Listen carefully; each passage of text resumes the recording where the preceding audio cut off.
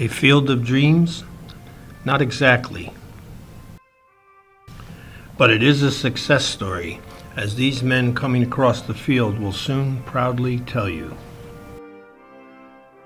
It's a Superfund site, once known not so affectionately as Price's Pit. Now it has been capped, and thanks to this cap and to a treatment plant it constructed nearby, the Federal Environmental Protection Agency is protecting area groundwater. A partnership between the EPA, the Army Corps of Engineers, and the Conti construction company brought the CAP project in on time and under budget. This project has been a great example of a successful team effort, beginning with the Corps, partnering with the EPA. From day one, Conti has always been very aggressive in meeting our schedules and always looking for ways to save money in the project. They actually save around $1.7 million. By way of background information, the Price Landfill Superfund site was like many landfill sites in New Jersey that ultimately became Superfund sites. It started off as a sand and gravel pit. The owners ultimately accepted solid and hazardous waste at the landfill. This led to contamination of soil and particularly groundwater.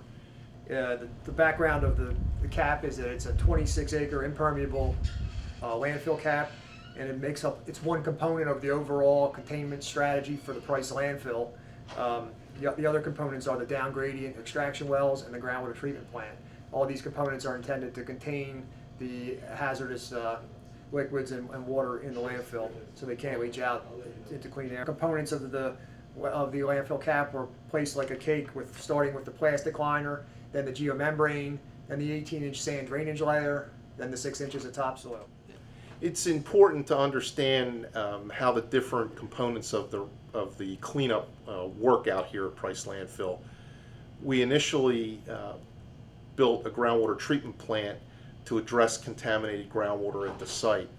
That plant has a number of chemical and physical treatment processes to take care of the contaminants.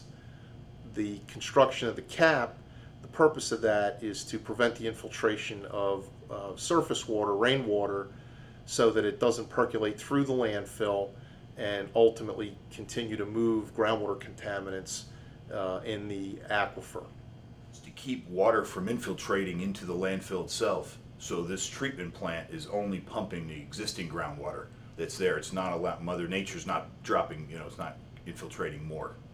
And the cap itself is a whole system. It's 6 inches of sand, followed by the liner, which is a 40 mil geomembrane that's welded out in the field. Comes in about 20-foot wide rolls by hundreds of feet long. And top of this, so now you have on top of that sand, you have the liner. Then on top of that is a geo grid, which is a composite geocomposite, which is a hard plastic grid with a geofabric on top that allows drainage on top of the liner itself. Then on top of that, so those two are laying there on top. That's the actual liner. That's the cap itself, sandwiched between the 6 inches of sand that we'd already put on and another 18 inches of sand on top of that, and that's the drainage layer sand. On top of that sand is 6 inches of topsoil. So the cap is a total of 2 feet. The contract mechanism on this project was cost reimbursable, and by definition, those are used on jobs that the scope cannot be tied down tightly. Hence the reason you need to leave it cost free, because the contractor doesn't have a tight scope to bid, so it's based on cost reimbursable work, and generally those have a tendency to run over because you just don't know. It's everything's a budget 2 years ago when you submit your price.